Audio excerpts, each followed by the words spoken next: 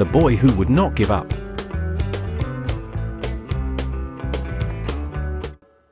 I was 8 years old when I first saw someone skating in the park near my house. It looked like magic. The boy moved so smoothly across the pavement, turning and jumping with such ease, while everyone around him cheered and clapped. I stood there with my mouth open, holding my bicycle, completely fascinated. That very night, I told my parents that I wanted to learn how to skate. They smiled and nodded, thinking it was just another passing interest, but for me, it was the beginning of a dream.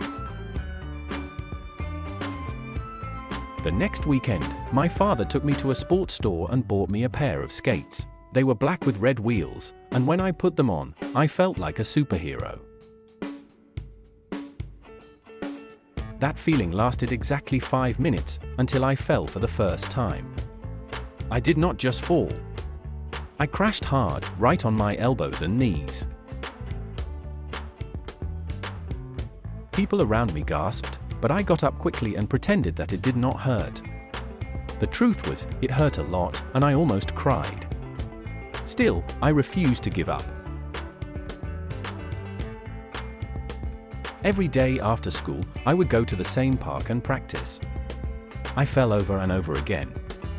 Sometimes I bruised my legs, sometimes my hands. Once, I even twisted my ankle and had to rest for a whole week. My friends laughed at me at first. They said, "You should stick to your bike, horse skating is not for you." But I ignored them. I knew I was not good yet, but I also knew I wanted to be. My mother would sometimes sit on a bench nearby, reading a book while I practiced. She never pushed me or told me to stop. But one day, after a particularly bad fall, she came over and said, "You know, it is okay to take a break." I looked up at her with dirt on my face and said, "I do not want to stop. I want to get better."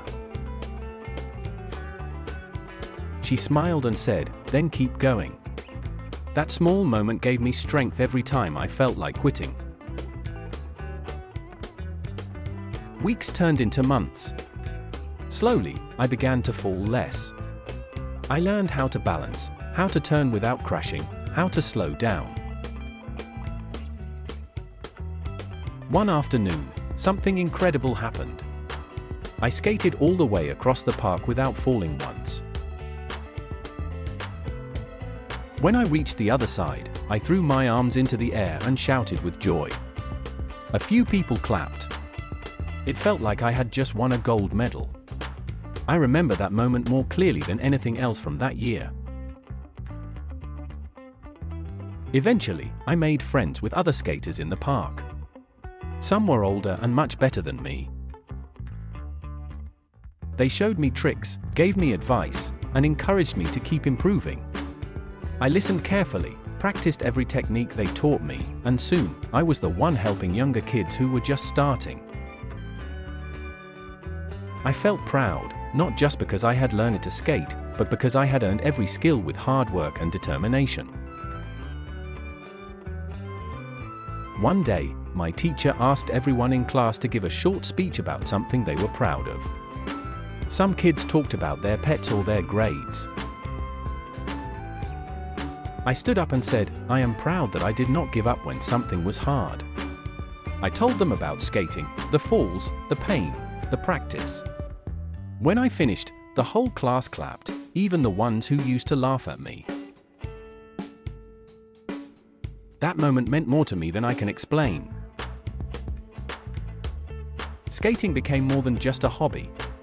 It taught me about patience, resilience, and believing in myself. I started entering small competitions and even won a few. But more importantly, I learned that failure is not the end. It is part of the process. Every fall taught me something. Every bruise made me stronger. Every doubt pushed me to try again. Now, years later, I still skate. I teach children how to take their first steps on skates, and I always tell them the same thing: you will fall. That is normal. The important thing is that you stand up again. I see the same fear and excitement in their eyes that I had, and I feel proud to be the one helping them now. Skating gave me confidence, and I want to pass that on. Looking back, I am thankful I did not listen to the voices that told me I could not do it. I am grateful for every fall, every tear, every sore muscle, because all of it led me here, to a life where I believe in myself, no matter how difficult the road may seem. And it all began with a little boy, a pair of skates, and a dream he refused to let go of.